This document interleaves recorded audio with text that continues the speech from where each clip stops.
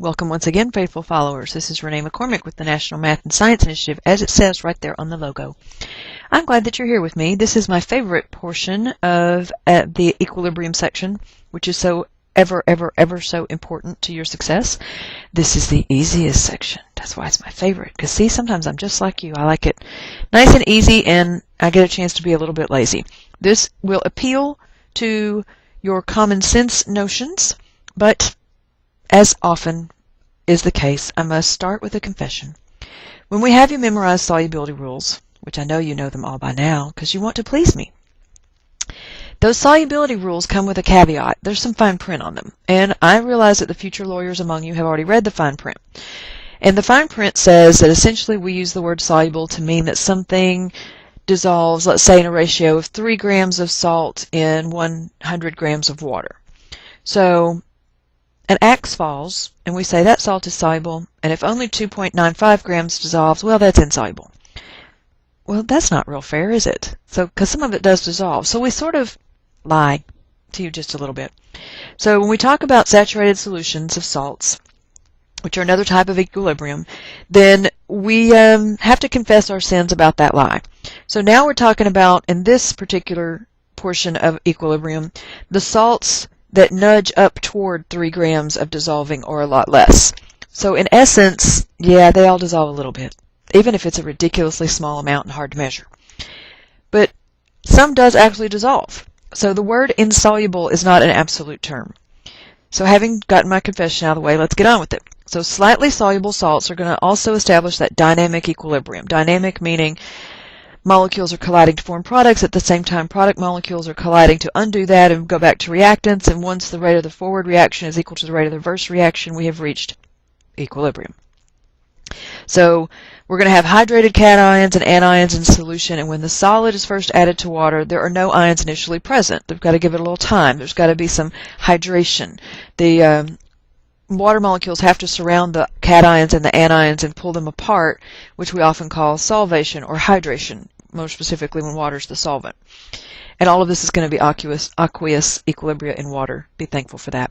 So as dissolution, meaning solutions form, as dissolution proceeds, the concentration of those ions are going to increase, like I said, until an equilibrium is actually established. And that's when we call the solution saturated. That's not a visible change for you. You can't really see when a solution is saturated. You can only see when it's supersaturated, meaning there's still some solid that hasn't dissolved. Doesn't mean that it does mean, however, that the solution above it is still saturated. All right, so the equilibrium constant, which we call KSP. So the SP, we always refer to it in a joking manner as the special K, because like the cereal Special K. I realize it's a stretch. Okay, it's corny. Cut a girl some slack. I've been a geek for a long time. So solubility product is what the SP really stands for. And it's no more than the product, meaning answer to a multiplication problem, of the ions in solution. Solids never ever appear in equilibrium expressions, so you will always leave the solid out. So for a saturated solution of our good buddy silver chloride, because all halides are soluble except silver mercury lead, then we can write this equation that the solid sets up an equilibrium with ever so small an amount of silver ion and chloride ion in solution. And then we would write the solubility product as we would write any other K, concentration of the products raised to the power of their coefficients, which in this case are each one, over, oh, there's only one reactant, and it's a solid. So really it's written over 1. So that cleans up to be this right here. And again, the solid is left out because it has a constant concentration. Its molarity is so ridiculously high compared to the molarities of the silver ion and the chloride ion that it's essentially unchanged and essentially remains 1. So now here's a handy-dandy table of equilibrium expression concentrations. And so that's not what that is. That's a handy-dandy table of KSP values. So notice that they have really broad ranges, like down to 10 to the negative 29, 10 to the negative, oh, there's some other bigger numbers than that, 54. They can get ridiculously small. As a matter of fact, I'm about to give you an example where it's not even on this table, but the solubility product, KSP, solubility product constant is 1.8 times 10 to the negative 99. That's why it didn't make the table, because anything after the 50s is just ridiculous. So, in essence, let's carry on and learn how to do this. You'll like it. It's easy. So you can find loads of KSP values on tables like what you just saw, or you could just be lazy like me and go to Google and put in KSP of whatever you seek. And what this is asking us to do is look up a table of KSP values in our text and write the KSP expression and value for the salts, but we're even going to take that one step further. So first of all, what is the value for calcium fluoride? We go back to our table and we realize it is arranged by fluorides, chlorides, bromides, iodides. So fluorides, we talk about, what was it, calcium? Yes, calcium fluoride. Calcium fluoride has 4.0 times 10 to the minus 11 published, this in this table anyway. Since these are experimentally determined constants, their sig figs count in calculations. Since these are experimentally determined constants, you might find a slightly different value from book to book to book. Try not to stress over it. Now, I want you to also be able to write the expression for this reaction, which would be the concentration of the calcium ion times the concentration of the fluoride ion raised to the power of its coefficient, which means squared. Then I also want you to be able to write this in a Rice table where this is your R. So this column would have nothing in it because it doesn't participate in the reaction. But this would be X and this would be 2X. So you should also be able to translate this into X for the calcium ion concentration, and twice as much due to the stoichiometry of that 2 right there. Don't forget to square it. So that would give you, what is 2x squared? Not a trick question. Think. 2 squared is 4. X squared is x squared. So that's 4x squared times x, which is 4x cubed. Which means I can calculate the molar solubility of that solid. Because the solid side of this equilibrium expression doesn't mean it doesn't dissolve a little bit. That's where the x and the 2x come from, the itty bit that does dissolve. So never forget that even though this entire column is a wash for you, stoichiometrically, if we weren't working a Rice table, this would still be x, and the amount that dissolves is equal to x. So I would simply take 4 divided by 10 to the, 4 times 10 to the minus 11 divided by 4, since I want x cubed, and then take the cube root. So quickly, I'm willing to do that. I can do the division of 4 in my head. 4 times 10 to the minus 11 divided by 4 is 1 times 10 to the minus 11. So I just need the cube root, which is the 4th item on this menu, the cube root of 1 second EE minus 11. So if you're wondering what I just did, I went to the math key, and I chose number 4, which is the cube root. And I get that the molar solubility, how much dissolves, the molar concentration of the solid, is a measly 2.15, we can even call it 2.2 if you wish, times 10 to the minus 4. So that's a skill you're going to use, not lose. Okay, it's going to be a tongue-tied day today. You're going to use over and over again in this chapter, and so I want to make sure that you get really good at it. So let's try another. So let's look up the KSP for silver sulfate. So I'm going to go to the sulfates. I find silver, 1.2 times 10 to the negative 5. 1.2 times 10 to the negative 5. I want you to be able to translate what all of this means. I'm looking over here. If this was my R on my Rice table, then this would mean that I would write that this equals concentration of Ag plus squared concentration of SO4 2 minus, and I would want to write it over the Ag2SO4 until I realized it's a solid, thus it's really a 1, so just leave your expression as written. And that means this time, if I were doing the Rice table, this would be 2x and this would be x, so this would be 2x, don't forget to square it, times x, which, still 4x cubed, because 2 squared is still 4, x squared is still x squared multiplied by another x makes it x cubed. So again, I would take this value, divide it by 4, and take the cube root, and I would know what the molar, you're going to see this in problems a lot, that's why I'm making a big deal out of this. Molar solubility would be of that solid. It's going to be really small. So let's try it again, just for fun. So now, instead of taking just the cube root, I'm going to have to do the divided by 4. So 1.2 second EE minus 5 divided by 4. So I'm just taking that 4 out of my life, and so I can just get the x cubed value. So the x cubed is equal to 3 times 10 to the minus 6. So math, item 4 of that number, enter to paste it, enter to execute it. So that means that my molar solubility would be 0.01. That's dang small. All right, so then let's finish off this series. Now I have bismuth sulfide. Like I said, bismuth sulfide is so ridiculously small. It's not even on this table, which is just a sampling of KSPs that are useful. This one's not all that useful. Basically, bismuth sulfide sits back in the beaker and goes, "Na-na-na, boo-boo, you can't make me dissolve." So 1.8 times 10 to the minus, yes, that's not a typo, minus 99. Just in case you're curious, that's 0.10018. So that equals the concentration of bismuth ion, quantity squared, concentration of S2 minus ion, quantity cubed. So if we do our 2x, 3x business, this is 2x squared, 3x cubed, which equals, I may have to do this in 2 steps. 2 times 2 is 4, and that's an x squared. Now I've got to cube 3. 3 times 3 is 9, times 3 is 27, x cubed.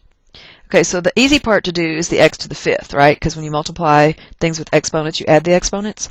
But the more difficult thing in your head may be to do 4 times 28, or 4 times 27. So 4 times 7 gives me 28. Carry my 2. 4 times 8 is 10. That's 108. 108 x to the 5th. Oh my.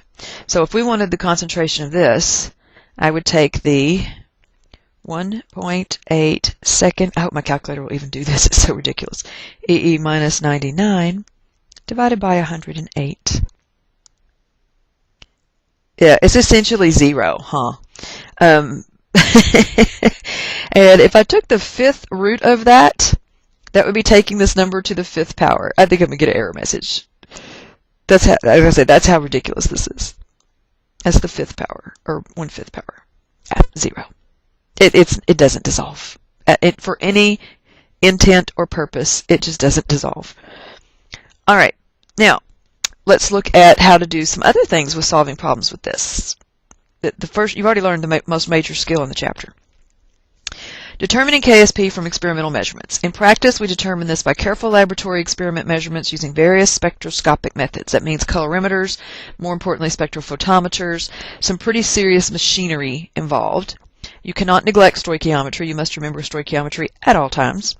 So here's another example. Lead-2 chloride. Halides are soluble except the heavy metal bad guys, silver, mercury, and lead, so you're going to use these examples a lot. So even lead chloride dissolves to a slight extent in water according to this equation. We want to calculate the KSP if the lead ion concentration has been found to be 1.6 times 1.6 times 10 to the minus 2 molar. All right, so this is your R of your rice table. This is X, this is 2X. They just told you X equals 1.6 times 10 to the minus 2. So what is 2x? Twice as much? Correct. So KSP would be equal to the concentration of lead times the concentration of chloride squared. So that is 1.6 times 10 to the minus 2. 2 times 1.6 times 10 to the minus 2. Don't forget to square that quantity.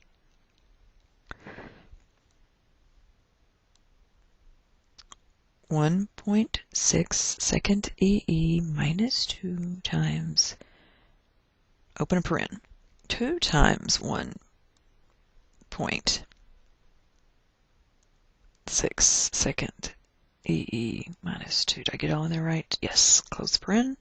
Don't forget to square that quantity. Equals 1.6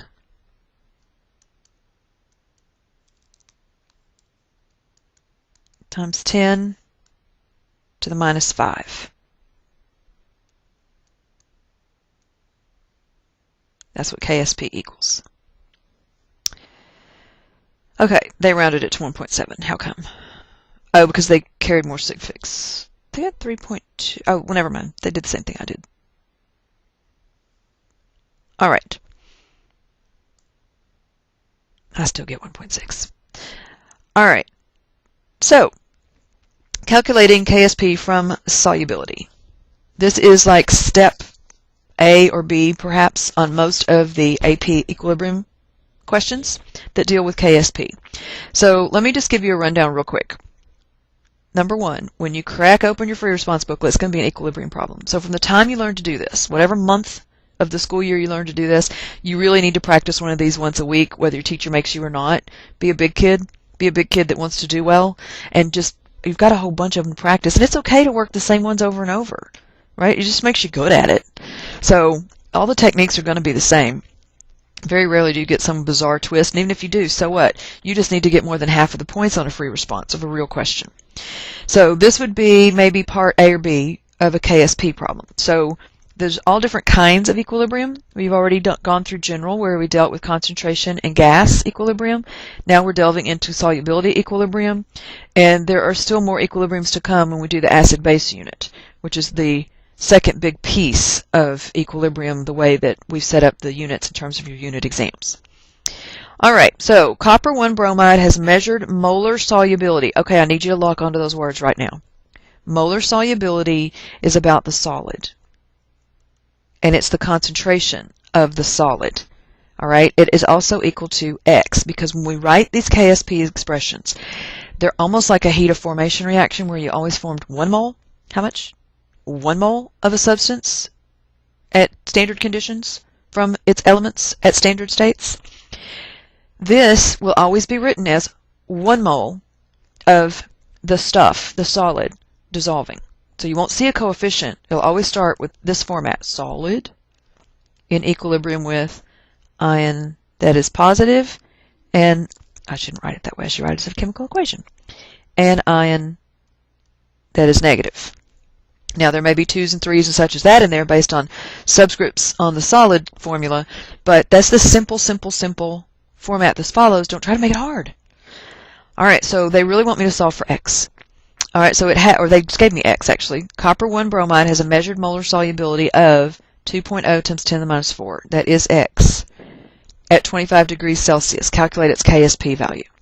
So always start with the balanced equation, CuBr, solid, and this was copper 1, so that's a plus 1. We know that bromide's a minus 1. In equilibrium with Cu plus and Br minus. Okay, so that's my R of my Rice table. So that means X is the molar solubility. This would be X, and this would also be X in terms of, well, initially these are 0. I'll put it that way.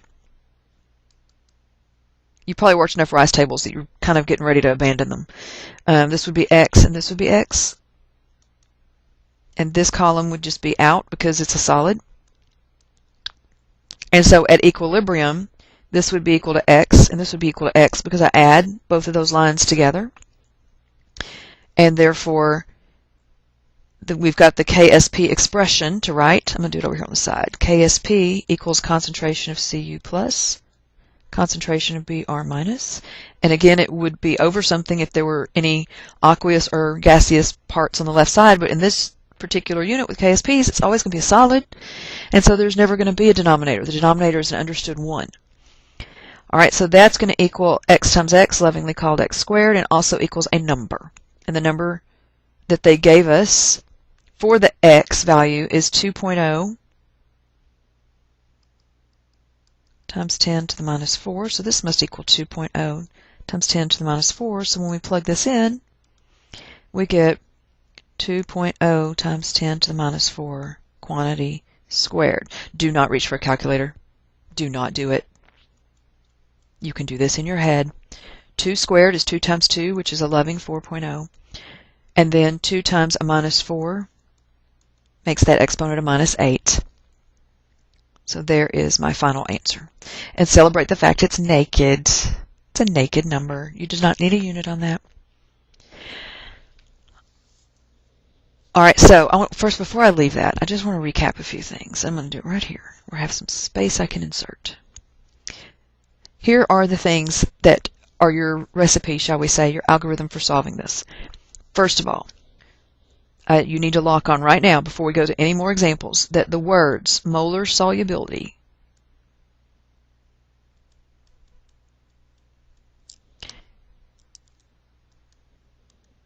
are code for X. They just told you X. You should celebrate those words when they appear in a problem. They saved you a lot of trouble. There is never, I don't get to say never very often, or always. There is never, ever, a coefficient on the solid.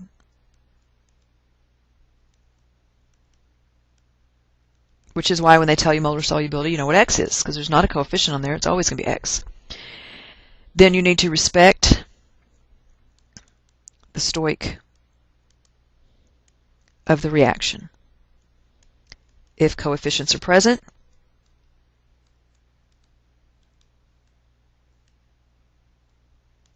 on the ions, apply them to X.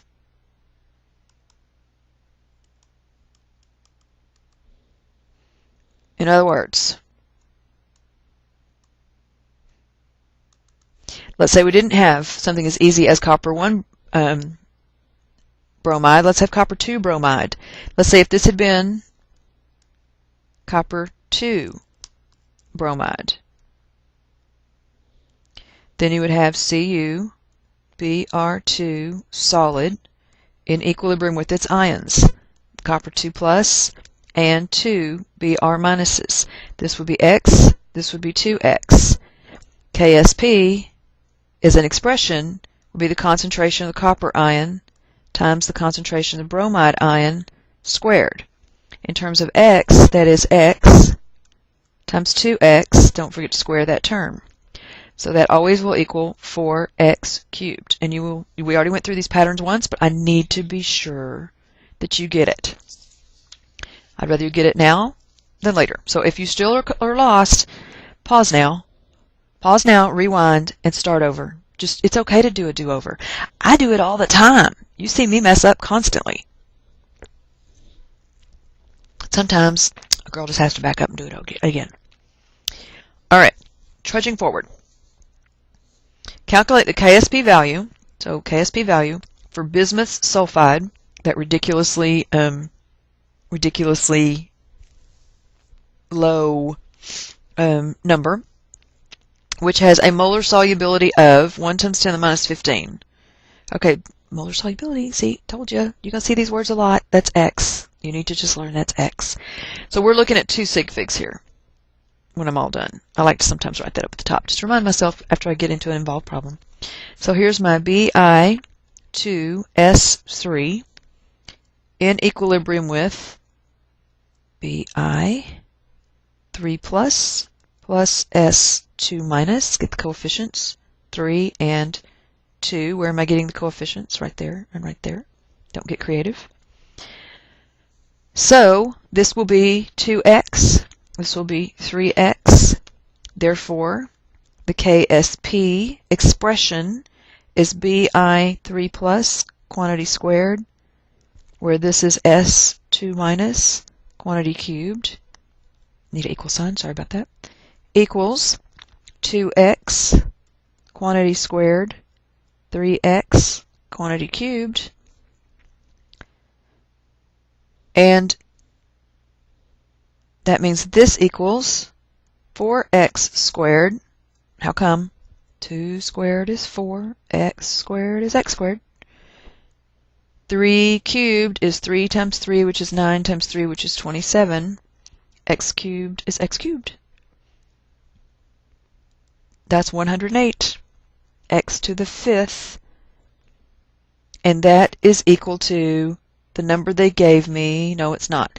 I just plug in my X because that's what they gave me. Therefore, Ksp equals 108 times the quantity X that they gave me way back here in code for molar solubility, 1 times 10 to the minus 15. That looks like 75. Sorry, let me try that again. Minus 15. And that is to the 5th power. You don't get to do a number to the 5th power much in chemistry. So, clear screen. 108 times 1 second EE minus 15 raised to the power of 5. That's 1.08, which we'll call 1.1, times 10 to the minus 73. Now that's not to the 1.8 times 10 to the minus 99 we talked about earlier. I think that one was for BIS2. No, it's for this one. So the source I looked up on Google had it as 10 to the negative 99, but 10 to the negative 73 is equally ridiculous because that is 0.74 zeros 11. It's just comical. I just can't even imagine writing that number down. All right. Now we can also estimate salt solubility from KSP. So they can tell me a value for KSP or I can look it up. So this one is for calcium carbonate at 25 degrees Celsius because you know that Ks are constant at constant temperature. We want to calculate first the molar solubility of calcium carbonate in pure water in A, moles per liter, and then in grams per liter. Well, dang it, I'm not left a lot of room here. Who designed these notes? I need to talk to them. All right, so what I want you to do when they say calculate the molar solubility, we're back to this concept of this is X. So I need you to be thinking. Think.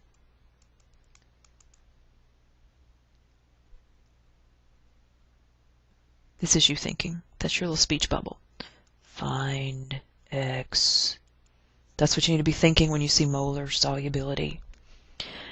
Alright, so you gave me a formula of CaCO3. So I start with an equation. I'm going to start way over here. CaCO3 equilibrium with Ca2 plus, CO3 2 minus. This is a little bit easier in the fact that I don't have a lot of subscripts on my X's. So this is X, and this is also X because that's what molar solubility really means. How much of this solid that we deem insoluble dissolves, and you better be expecting a dang small number too. So that means that the KSP value, so KSP is an expression. Ca2 plus, CO3 2 minus, and it's also a number, 3.8 times 10 to the negative 9. So therefore, the square root of, that also equals x squared. Let's do it that way. I was skipping a step on you. Equals x squared, right? Because x times x times x is x squared. So therefore, x, which is my molar solubility, is equal to the square root of 3.8 times 10 to the minus 9, which is equal to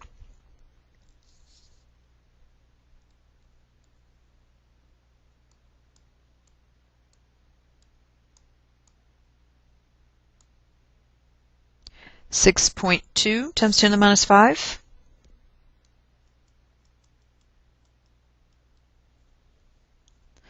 Moles per liter. This is not a naked number, because this is a molar solubility, not a KSP. So moles per liter. So you want grams per liter? No problem. 6.2 times 10 to the minus 5 moles per liter times grams per mole,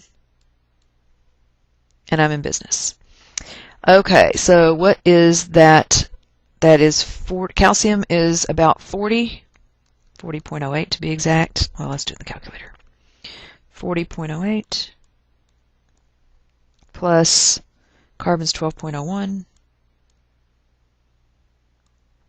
plus 3 times exactly 16 for those oxygens is 48. That's pretty. 100.09. So 100.09 times my other value that's sitting up there, there we go, equals grams per liter. So I get 6.2, I'd call it. times 10 to the negative 3 it was.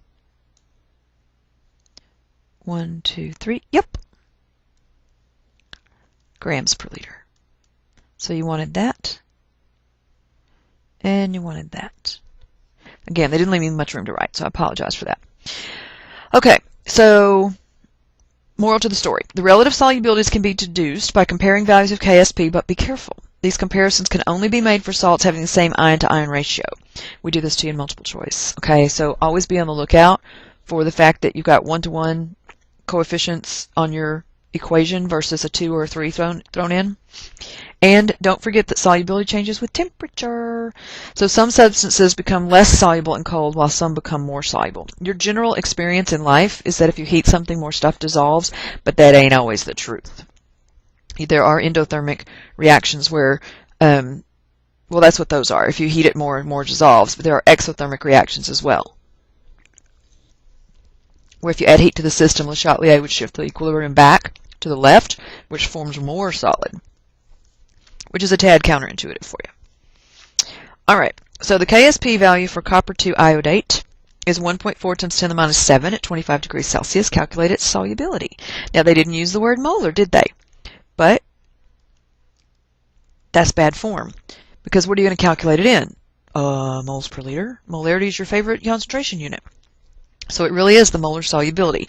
So once again, I am in search of X. So when you see the word solubility, you see the words molar solubility in particular, the AP exam is pretty good about formulating their questions properly. So all I have to do is the same technique that I just did. So I'm going to do it in a different color. Let's do it in blue because copper 2 is blue. Okay, so CuIO3, 2. All right, you've memorized chlorate, right? Of course you have. Chlorate is ClO3. You get all of its cousins for free. You get to put in any halogen you want. So this is chlorate, its cousin iodate. It still has a -1 charge. And so that's why I need 2 of them. And that is going to be then an equilibrium. 2 of those.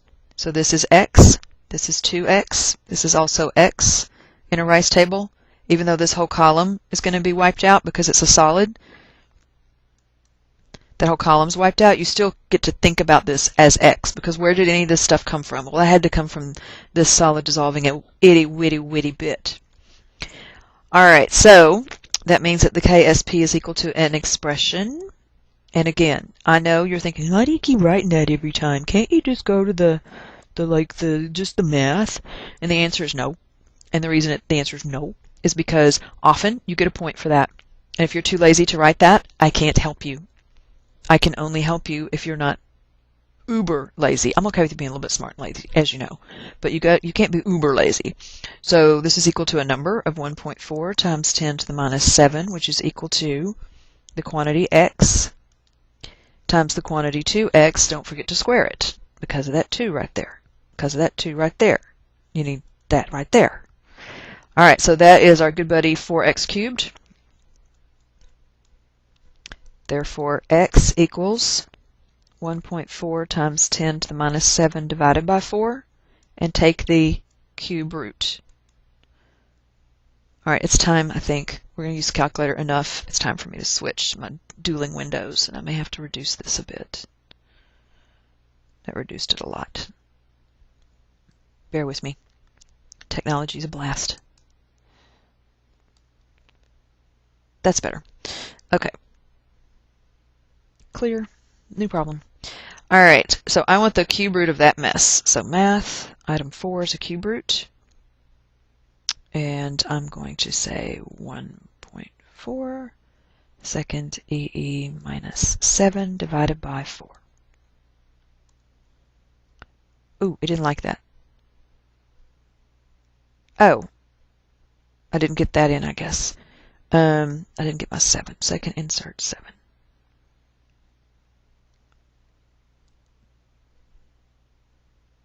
All right, now that I have it typed in properly, I think it'll do it. There we go. All right, so let's put that in scientific notation because that's goofy looking. 1, 2, 3. So 3 3.3 times 10 to the minus 3. Is that 2 sig figs? 2 sig figs? 2 sig figs? 2 sig figs? Okay, 2 sig figs. 3.3 times 10 to the minus 3. This cannot be left molar. Cannot be left naked because it's a molarity, so it's a molar concentration. So you could do this and be done. Or you could just put molar. So here it is in moles per liter, but there's 3 different ways. 3.3 times 10 to the minus 3 molar. So any of those would be a good way to report it on the AP exam. Okay, told you you'd like this. Told you it was easy. Until we have a common ion. So now we're going to start not just having a single critter in solution and letting it dissolve, but we're going to start actually messing up the equilibrium a bit. So the presence of a common ion is going to cause that equilibrium to shift, so that even less of the substance with the smaller KSP value is going to dissolve. So we can show that the solubility of any salt is always less in the presence of a common ion. Well, because of Le Chatelier's principle. If you added more, like say you had compound AB, and it's a solid and it's insoluble according to your solubility rules, then A plus plus B minus. We'll leave it simple. Now if I put a new solution in and the solution contains either A or B, I'm adding more of this in, so the equilibrium is going to shift in that direction. So that's why we know it's always going to be less. I just gave you some multiple choice points. The pH can also affect solubility. So we can evaluate the equation to see who would want to react with the addition of acid or base as well. So that's going to be the next piece. And then would magnesium hydroxide, for instance, be more soluble in acid or a base, and why? Well, if I put a base in here, I'm going to be adding OH minus in, and that's going to add onto this side of the equation, and it's going to shove, according to Le Chatelier's principle, the reaction will shift to relieve that stress of additional OH minus added. So this would make it less soluble because it's going to make more solid. But if I add H plus to this situation, what do OH minus and H plus do in the presence of each other? Ooh, they make your good buddy water. So that's going to drag this stuff out of here to form water. So I'm going to drag the equilibrium this direction as a result, so therefore more soluble. Good multiple choice concepts there. All right, so carrying on, let's look at exercise 4. Calculate the solubility of solid CaF2 in a solution of very soluble sodium fluoride that is a 0.025 molar solution.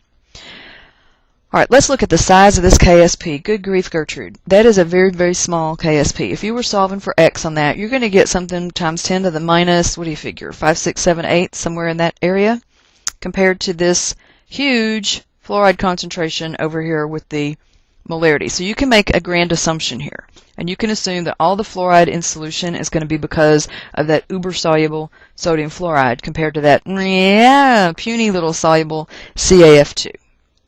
So let's see that in action. CaF2 solid in equilibrium with Ca2 plus and 2F minus. Again, I say, this is way, way bigger than what F minus is going to be if this was just in water. So I can assume, and you know, I know what assume means, makes an ass out of you and me, I get it, but assume that the concentration of the F minus is going to be that and only that, because that's going to be such a large number.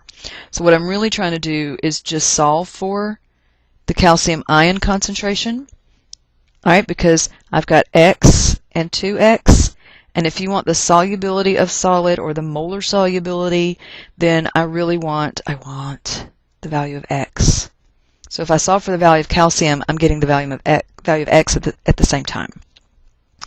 So KSP is equal to a number, 4.0 times 10 to the minus 11, and it's equal to an expression of calcium ion times fluoride ion quantity squared. We know what the concentration of that is going to be. So therefore, concentration of Ca2F equals X equals molar solubility, as stoichiometry would dictate, equals 4.0 times 10 to the minus 11 divided by 0. Oops, almost missed a 0. Quantity squared. Don't forget the squared. That 2, that 2, that 2. Don't forget those. Equals 4 second EE minus 11 divided by 0.025 squared. 6.4 times 10 to the minus 8. This is not naked because this is a concentration. So you can either put it in the square brackets, you can put molar, you can do it moles per liter, but you can't leave it naked. The only thing that can be left naked is K. I really don't want you to mess that up on the AP exam. Now, one more time from the top. How come we do that? I want you to lock in like a heat-seeking missile on the fact when they say solubility, molar solubility of the solid was a nice prepositional, descriptive phrase as well. We want X. So the reason we can do this is that this concentration 0.025 is ginormous compared to what the fluoride concentration would be without being dissolved in this big giant solution that has all this other fluoride in it. So the common ion, in fact, is the F minus ion. For fun, we know that if we'd have just solved for the F minus ion without it being in the solution, if we'd just done it in water the way we've been doing problems, we could have just taken this 4 times 10 to the minus 11, divided it by 4, because this would have come out 4x squared, 4x cubed. You follow me? This is x. This is 2x. Square 2x, you get 4x squared times x is 4x cubed. So if I'd have done it that way, I would have taken the cube root of 1 times 10 to the minus 11. Because 4x cubed, 4 times 10 to the minus 11 divided by 4 is 1 times 10 to the minus 11. Take the cube root of that. So for fun, let's just see what that would be. Math. Item 4 is the cube root. 1 second EE minus 11. So that is a very tiny number of 2.15 times 10 to the minus 4. If you want to put, so you're comparing 2.15 times 10 to the minus 4 molar if it were just in water versus 2.5 times 10 to the minus 12 molar. So roughly 100 times more concentrated in this 0.025 molar in a F solution. So if I added this back in, if I took it into account, but wait a minute, you're going to have that much dissolved anyway. If I added it back in, it's still going to round to 2 sig figs to what I did.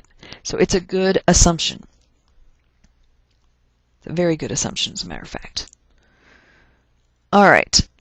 Oh, look at that, a Q. Yeah, you kind of had to feel that coming, right? If we can do Ks of all varieties and K and Qs, we can do KSP and QSP.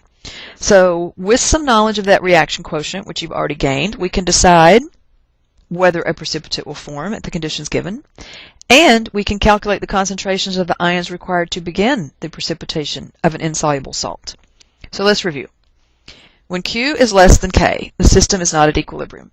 When Q is equal to K, the system is at equilibrium. When Q is greater than K, the system is not at equilibrium. In this case, when Q is less than, we have an unsaturated solution. More stuff could dissolve. And when Q is greater than KSP, then we have a supersaturated situation, and precipitates form when the solution is supersaturated. That's when you see solid. So a lot of S's in this chapter. Now, last chapter we introduced this idea that if we do this in terms of alphabetical order, K is in front of Q's, not the way I typed it. I typed Q in front of K.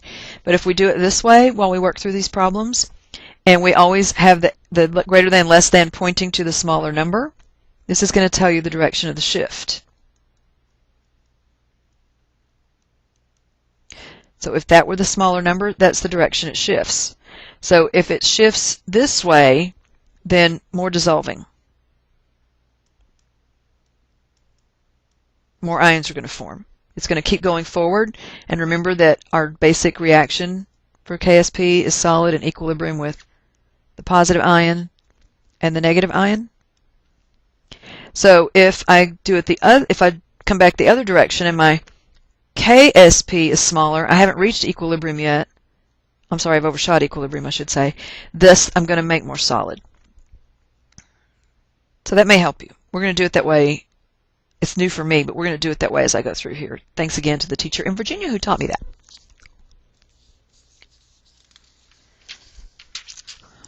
Alrighty then.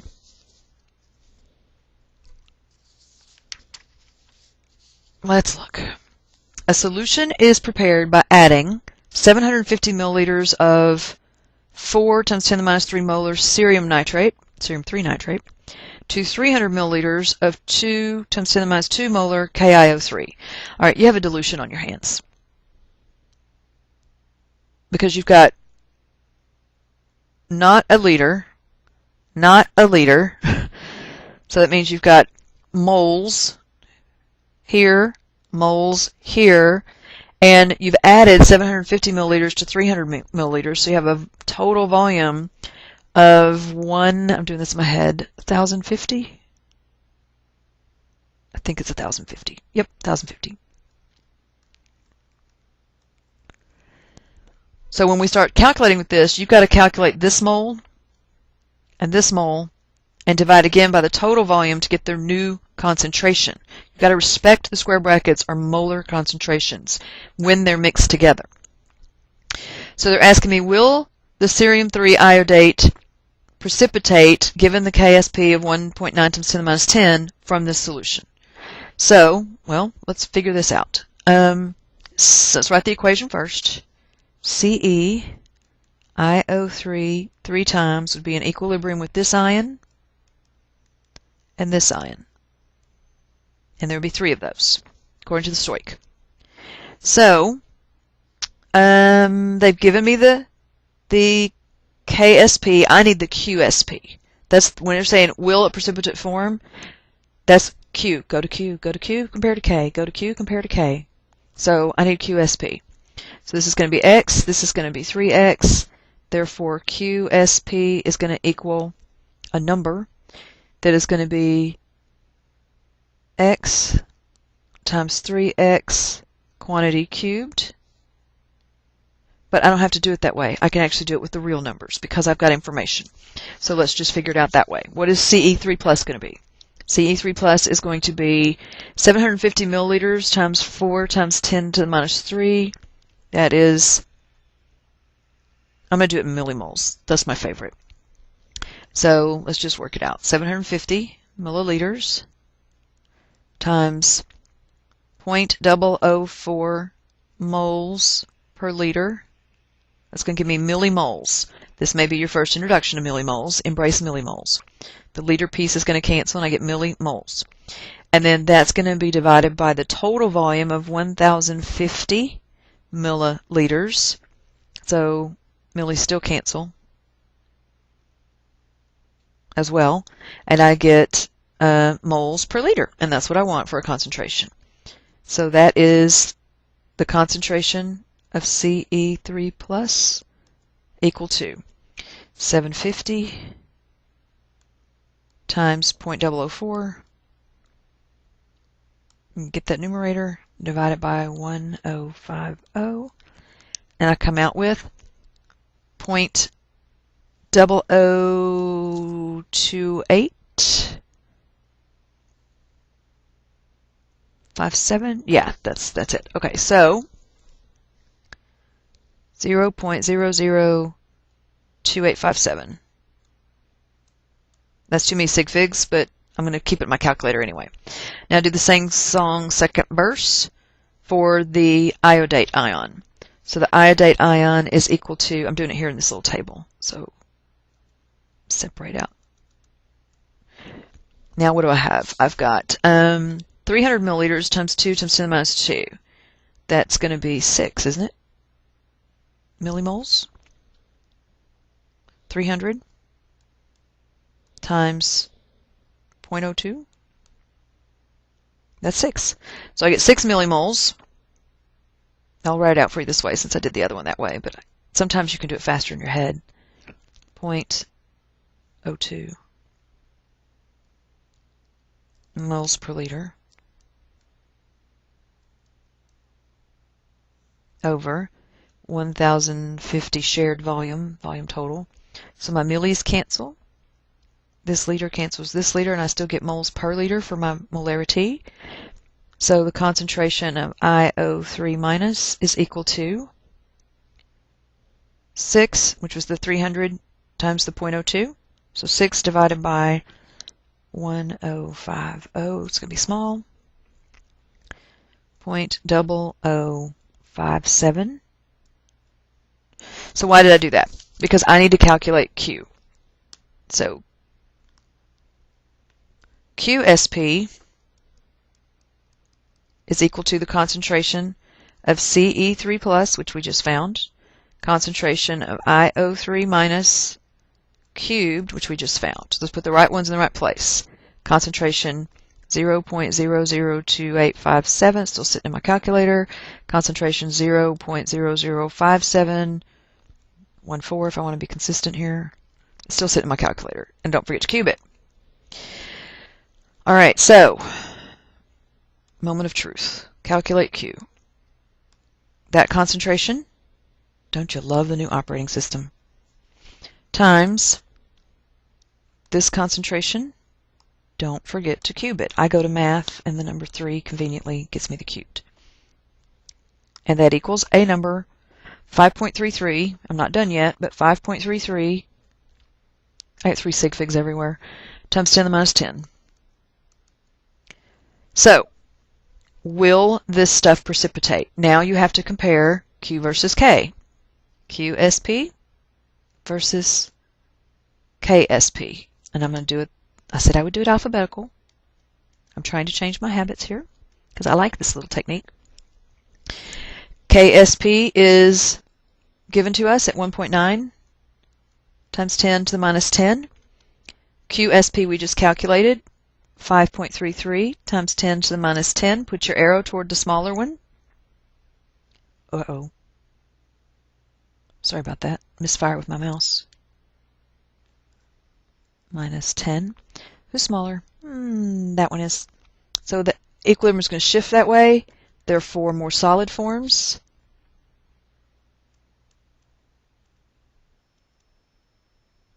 Therefore, precipitate.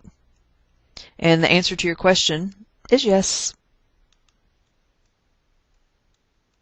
A precipitate forms. Now, they did not ask me to tell you exactly what concentration was going to be that one microdrop that's going to pop this puppy over, but you just calculated it. What you have found is that, well, you could find it. Never mind. We did not calculate it. I take that back. We're going to calculate the next one.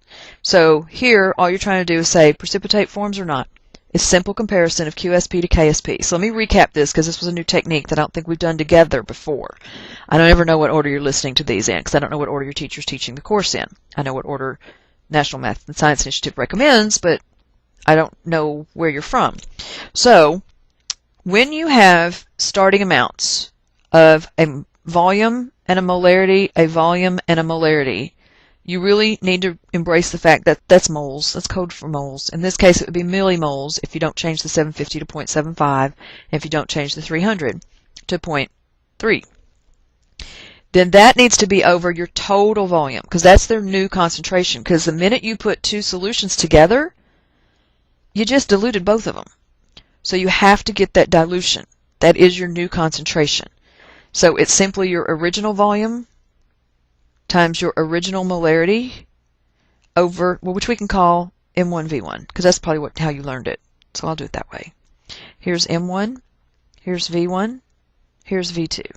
So you're just using M1V1 equals M2V2 to solve for M2. So M2 is what this number ends up being. And this is V1, M1, still V2, and this is my M2 that I solved for. Those are the molarities that you can put into the Q expression.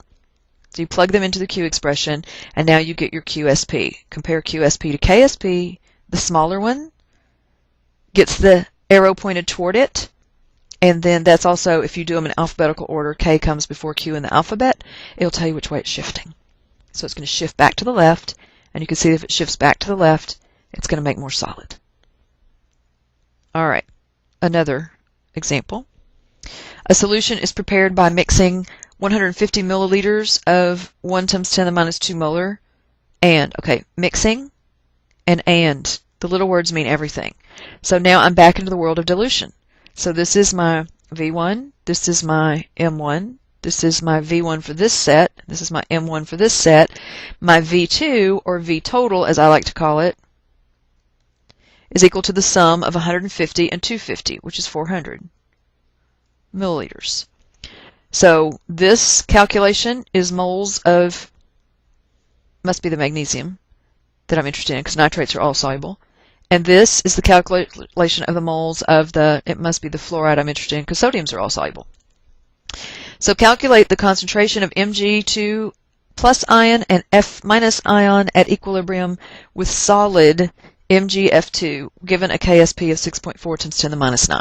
So the first thing I'm going to do is get a QSP, because I need to know which way this puppy is going to shift.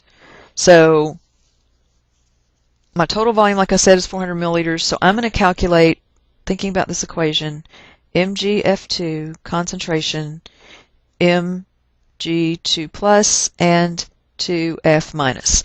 So if I've got solid present, that solid could be shifting this equilibrium. So first I'm going to just get these new concentrations. So that concentration of Mg2 plus is equal to 150 milliliters times, I'm not going to write that as 1 times 10 to the minus 2, that's 0.01.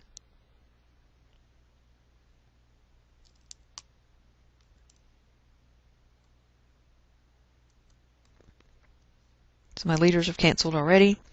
And then the total volume was 400 milliliters, so this cancels out my milli. And so I now have 15 divided by 400, right? Because 0.01 is going to make that, oh, no, 1.5. So 150, I'm going to do it just so I'm not screwing up here. 0.01. Numerator divided by 400. So the concentration of magnesium, considering that magnesium nitrate is oh so soluble, it's going to release all of its magnesium, is come on pen, 0.00375. Concentration then of F minus is going to be equal to 250 milliliters times a 0.1 concentration. I just keep wanting to put that square bracket there, sorry. Oh, and I also keep wanting to abort those units. Mole per liter divided by 400 milliliters. Okay, so I can either look at my units canceling that way and leave me with mole per liter, or I can look at them canceling the way I did above, which is still mole per liter. Either way, that's going to be 25 divided by 400.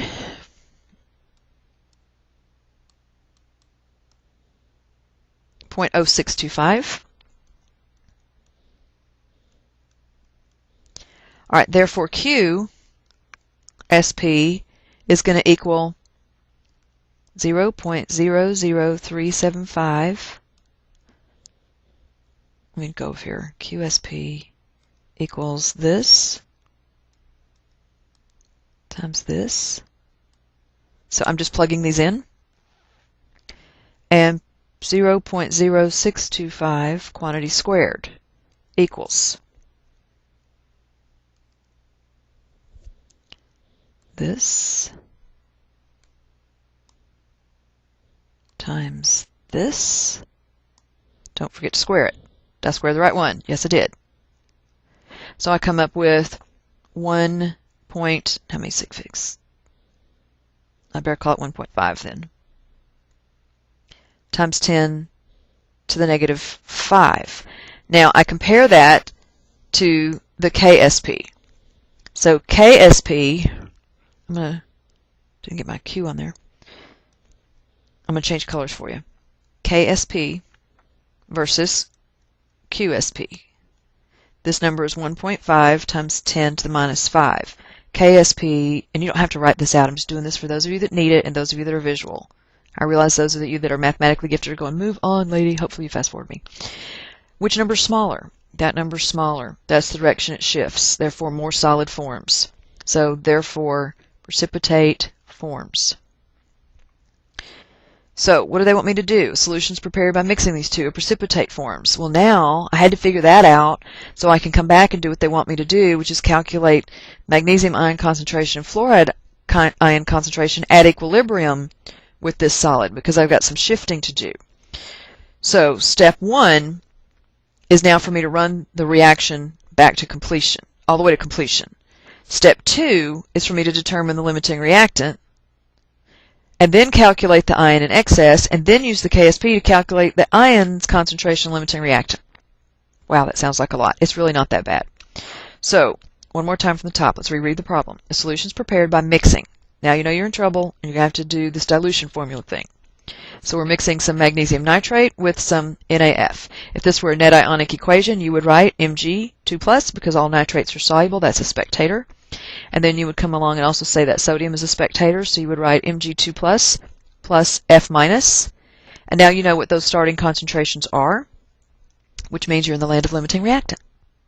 So once we do that, we can figure out who's in excess, and we would know the other one, whichever one was not in excess, we know its concentration already, and now we can actually calculate the KSP to use that to calculate with the KSP which ion is in excess. So let's try this again. Let's try this. What are we going to do? We're going to say, all right, let's run this puppy to completion. Mg2 plus F minus, and there would be 2 of those to make our precipitate. All right, so I'm coming back to just moles here because I'm doing some stoich. 150 times 0.01 moves my decimal 2 places back, and so for the magnesium ion, this is 1.5 millimoles. I'm just getting this numerator right here. All right, so then same song, second verse. For the fluoride ion concentration in moles, I've got 250 times 0.1, which is 25. Well, dang. If I used all of the magnesium, since this is a 1:2 ratio, I would need 3 millimoles of that 25 to react, so that's a lie. The excess would be 25 minus 3, which is 22. So I know who's in excess. So now I can use that information to come up with a concentration for the one that's in excess. So therefore the concentration of F minus is going to be 22.0 millimoles over that total volume again, that's what's diluting that 22 millimoles, 400 milliliters. So 22 divided by 400 is 0.0055 molar. Okay, so I'm halfway there. Now, what I need to figure out is the fact that the magnesium ion is not equal to 0, since some of this magnesium fluoride is going to redissolve. That's why I'm doing this. So now, so my steps are, run the reaction back to completion. That's what I'm doing now. First, determine the limiting reactant. Done that. Limiting reactant is magnesium. Clearly. 1.5, 25, despite the 1:2 ratio, I would have needed 12.5 millimoles of magnesium if I'd have gone starting with the fluoride, because that would have been what half of that is, but it was ridiculous. So 1.5 with a 1:2 ratio, I'd need 3 millimoles. That leaves me 22 millimoles excess over the 400 milliliters total volume. I got a concentration of fluoride in this puppy of 0.055 molar. Got that.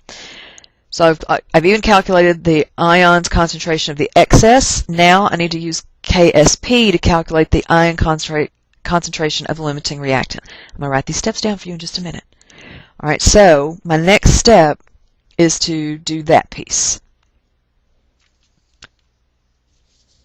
So when I do that piece, I have KSP is equal to the concentration of Mg2 plus, concentration of F minus. Don't forget to square it.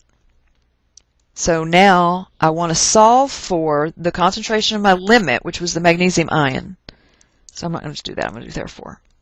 Therefore, the concentration of my Mg2 plus ion is equal to KSP's value divided by the concentration of F minus, which I know now, squared.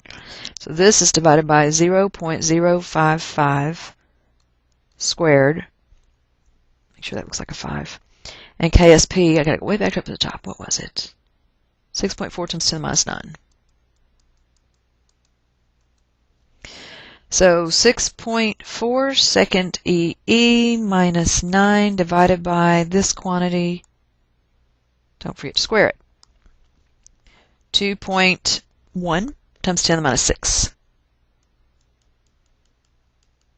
molar. That's for my magnesium ion, while my F minus ion sits right here. Let's reread the question. A solution is prepared by mixing. Mixing gets you into trouble. Mixing makes you calculate the total volume. Get the moles over the total volume of each of your critters. Calculate a Q. Compare the Q to K. In our case, it's going to make more solid. So dang it, it's going to take some of these concentrations and change them. Indeed, it dropped my 0.0625 molar concentration initially of fluorine down to 0.055. That's what I had to calculate first. Then, once I have that, I can plug that back into KSP and calculate the concentration of the limiting reactant. Because that one in excess is going to push the reaction and use up more of my magnesium. So that's why I had to do it that way. So now I come out with 2.1 times 10 to the minus 6. The reason you can't just go 1.5 divided by the 400 and calculate it straight away is that it's shoving it. It's bringing some of your 1.55 over this direction as your 3 millimoles react. So that's why I couldn't do that, because 0.00375 is 3.75 times 10 to the minus 2, and look how much it dropped. It dropped all the way down to 10 to the minus 6. So that's why I couldn't do that. So I told you I'd write these steps down for you. So I'm going to try to see if I can go sideways. There we go. Ooh, it's picky when I go this way. Go that way. All right, so let me see if I can get this straightened out for you over here and just write down the steps. Because I know there's some of you who get it, but I know there's also some of you who find comfort in just going, if you just tell me what to do, step by step, I can do it. All right, so we had to run this, the second part of this problem, we had to run the equilibrium reaction back to completion. Why? Because that's what we had to do. When we looked at our KSP versus our QSP, and the arrow shifts back to the solid in that direction, this is your first step. If you want the concentration, because what they ask us to find, calculate the concentrations of Mg2 plus and F minus at equilibrium with the solid. So if you want to calculate those concentrations, you have to run the reaction back to completion to figure out who's the limit and who's the excess. The chances of giving you two starting amounts that are just magically in stoichiometric heaven is nil. So I'm doing this because I'm running this back to make the solid. So run the reaction back to completion, which means go this way.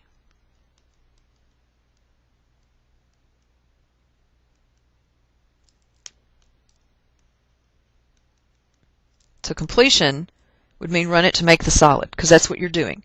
We're making the solid.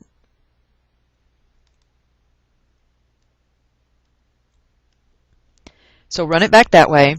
Then, second step, determine limiting reactant.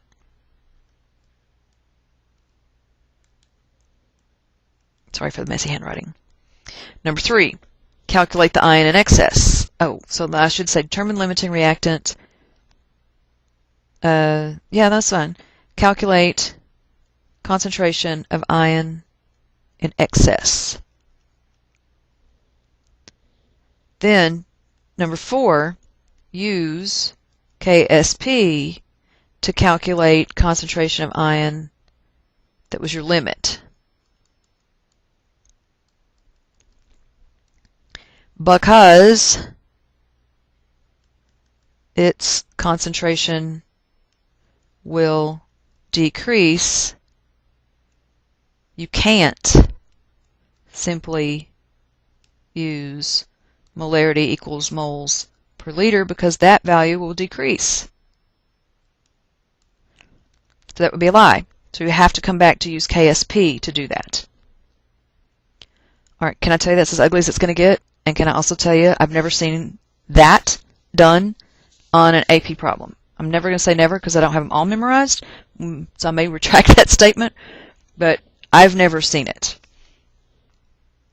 Okay, last part. I promise this part's easier. Promise, promise. I'll try my best not to lie to you. I'll make this big again. One of the required labs that you are supposed to do on the AP exam is a qualitative analysis.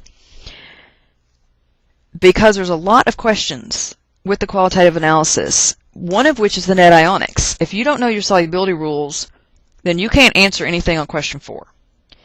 You also need to know your strong acids, your strong bases. I've done recordings on that ad nauseum. So look at them, use them, look at them often. Look at them right before the AP exam too.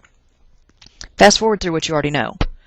Then, when we get into laboratory, that's what this net ionic business is really about, is that which ion is reacting with which ion to make a precipitate, or who's dissolving whom. So a qualitative analysis scheme introduces you to basic chemistry of various ions, and it can also illustrate how the principles of chemical equilibria can be applied, because we can make a solid, and then as you just saw, we can shift to dissolve that solid, and so we can separate ions that way, because if we can make a solid, we can use something as fancy as a funnel and filter paper to capture the solid and separate one ion from another. One ion is captured in the solid, the other ion went drippy, drippy, drippy on through the funnel and the filter paper.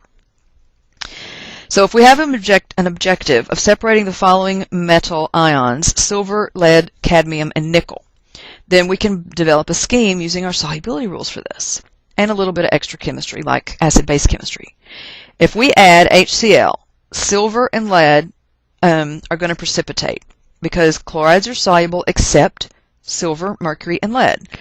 So this is going to precipitate, this is going to precipitate, this is going to go na-na-na-boo-boo through the filter. So that lets you separate the nickel and the cadmium by filtration. Now, interestingly enough, if you have a combo of powders of silver chloride and lead chloride, they have different solubilities based on temperature. So if you add hot water to the precipitates and you filter while hot, don't let it cool down, the lead chloride will redissolve. So is that reaction exo or endo? Well, think about it. Heat is added to the solid. So, and wouldn't that be an endo reaction? Yes, it would. So that's an endothermic reaction. So we can use some thermochem to actually separate these out as well. Now I can separate my two solids because the lead 2 chloride was going to dissolve in the hot water and go drippy, drippy, drippy through the funnel, and that's going to leave the solid chloride, this is the silver, so AgCl is still going to be solid, while lead ions are small enough to fit through the filter paper. So separating the cadmium and the nickel is more subtle, and we have to use their sulfide KSP values to determine which sulfide precipitates first. Can you feel an example coming on?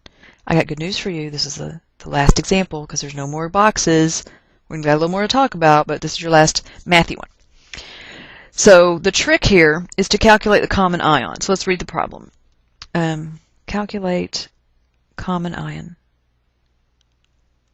concentration. A solution contains 1.0 times 10 to the minus 4 molar copper ion and 2 times 10 to the minus 3 molar lead ion. If a source of iodide is added gradually to this solution, will lead iodide with this KSP or copper iodide with that KSP precipitate first? Specify the concentration of the I- necessary to begin precipitation of each salt. That means if you're smart, you're going to solve for the common ion. So calculate the common ion.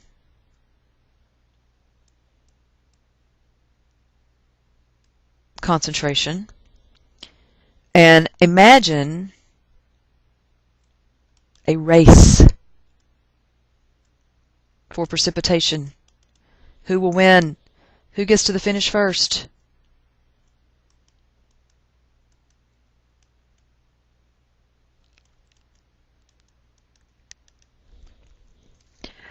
All right, so let's start.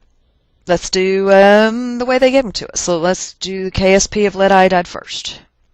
KSP equals concentration of Pb, and that's a 2+ ion, not the lead 4 ion, concentration of I- squared. When I look at this formula right here, my brain goes directly to this. And yours may be too by now. We've done enough of these, right? So I'm going directly there, and I'm going x, 2x, if I need it, which is where I'm about to head next, etc. So I can also go directly to the fact that, therefore, KSP expression is equal to Pb2 plus I- quantity squared. So that's what I did. I went through that thought process in my head. On the AP exam, you need to show it once, but this problem wouldn't happen to you until like part C, D, or E. So by the time you get here, you can do this as well. So I want to solve for the I- concentration. So therefore, the concentration of I- is going to equal what? A big giant square root of KSP divided by concentration of lead 2+ ion. So that's going to equal a big giant square root of 1.4 times 10 to the minus 8 divided by 2 times 10 to the minus 3. Correct? Did I get everything plugged in the right place? That's the KSP of the right critter. The concentration of the lead ion is 2 times 10 to the minus 3. Okay, got it. Now it's worth firing up this baby. Clear. Second square root, 1.4 second EE minus 8. If I just punch everything in right, 2 second EE minus 3. Yep, I think I got it. So that's going to be 2.6, 1, 2, 3, times 10 to the minus 3. That is the moment when the source of iodide that is added gradually, when the iodide ion reaches that concentration, that's when that precipitate will form. But this is a race. So I'm looking to do this again with the other critter, which is my copper iodide, solve for its iodide, common ion, what do they have in common? Iodide. Solve for its concentration and see if it's going to be less than 2.6 times 10 to the minus 3 or more than. Because imagine, drippy, drippy, drippy. You start out really low concentration, it gets higher with every drip. The lower concentration is going to be reached first as we gradually add this source of a common ion to them. So, wish I'd reserved the blue for copper, but it's too late now. So, KSP of CuI is copper 1, yes? Copper 1 makes my life easier. Therefore, I- concentration equals KSP over Cu plus concentration equals, what is that KSP? 5.3 times 10 to the minus 12 over, what was that copper's? 1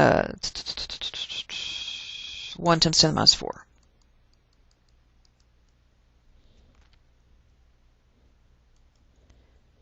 Well, that's 5.3 times 10 to the minus 8. I can do that in my head, because 5.3 divided by 1 is 5.3. 10 to the minus 12 divided by 10 to the minus 4 is really going to be times 10 to the positive 4, which is times 10 to the minus 8. Who's smaller? Smaller. So we compare. That's our technique. This is smaller. Wins the race. Therefore precipitates first. We do ask these kind of questions on the AP exam. This is your technique. Mix so-and-so with so-and-so. Who precipitates first? What's the concentration for precipitation to begin? Solve for the common ion. So the 5.3 times 10 to the minus 8 is my winner. That concentration will be achieved far faster, long before you've dripped in enough to get it, the iodide concentration all the way up to 2.6 times 10 to the minus 3. But this way we know the difference. All right, so let's talk about this last concept, and we will revisit this concept actually in the acid-base unit, so I'm going to go through this rather quickly. Solubility of salts in water and acids. You got to know some acid-base chemistry before this is all that useful, so I say we'll revisit it. But some common sense can go a long way here. So solubility of salts in water and acids. The solubility of PBS, that's lead 2 sulfide in water, is 8.4 times 10 to the minus 28. The hydrolysis of the S2 ion in water is much, much larger, 0.0077. So the overall process can be pushed, if I combine these two reactions together, so let's do that mathematically. If I combine these reactions together, that crosses off. That's all that crosses off. And that's where we get this overall process. And when you combine, when you add equations together, I remind you that you multiply K's. That's why that's being multiplied. So you get 6.5 times 10 to the 29. Now, that may not seem like a huge difference, but when you consider a public water supply and that lead is toxic and that lead is a lifetime accumulation poison, as are all heavy metals, if I played with lead as a child, ate some paint chips off my baby crib back before there was lead-free paint, that's still in my system right now. So it may not seem like much, but it can increase the environmental lead concentration by a factor of about 10,000 over the solubility of PBS calculated from simply KSP. So any salt containing an anion that's the conjugate base of a weak acid will dissolve in water to a greater extent than given by the KSP. So what it means is that salts of sulfates, phosphates, acetates, carbonates, and cyanides, as well as sulfide, can be affected. So if you add a strong acid to water-insoluble salts that contain those anions, hydroxide ions form and is removed by the formation of water, which shifts the anion hydrolysis further to the right. The weak acid is formed and the salt dissolves. So carbonates and a lot of the sulfides, along with hydroxides, are generally soluble in strong acids. The only exceptions are sulfides of mercury, copper, cadmium, and a few others. So insoluble organic salts containing anions derived from weak acids tend to be soluble. So that's what you want to remember. Insoluble inorganic salts containing anions derived from weak acids tend to be soluble in solutions of strong acids because their equilibrium is shifted. Salts are not soluble in strong acid if the anion is the conjugate base of a strong acid. So do you know your strong acids? HCl, HBr, HI. H2SO4, you better know these for your net ionic equation writing. HNO3, and the strongest of all, HClO4, and you can make an argument for phosphate if you wish, or phosphoric acid. Salts are not soluble in strong acid if the anion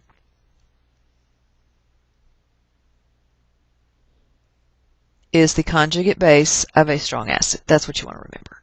Everything else you can turn around. Okay, nothing left to do but work some KSP problems from AP. It'll probably take me a couple of recordings to get through all of them. They can be a little tricky.